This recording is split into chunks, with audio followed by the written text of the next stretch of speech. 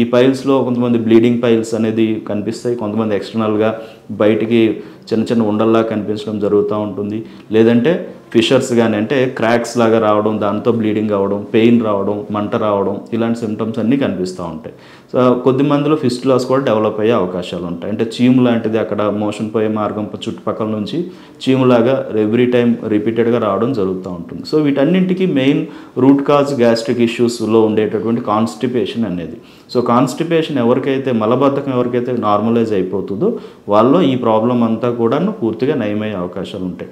ఇది చాలామంది ఏంటంటే పైల్స్ అంటే ఆపరేషన్కి వెళ్ళడం, లేదా ఫిస్టులా అంటే ఆపరేషన్కి వెళ్ళడం, ఫిషర్ కూడా ఆపరేషన్కి వెళ్ళిపోవడం జరుగుతూ ఉంటుంది.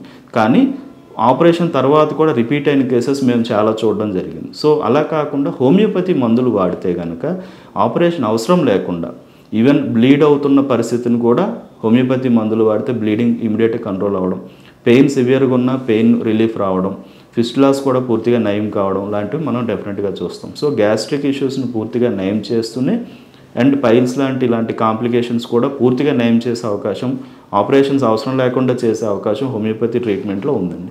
సో డెఫినెట్గా హోమియోపతి అనేది కరెక్ట్ అయిన విధానంలో వాడగలిగితే కనుక కంప్లీట్గా నార్మల్ అవుతుంది.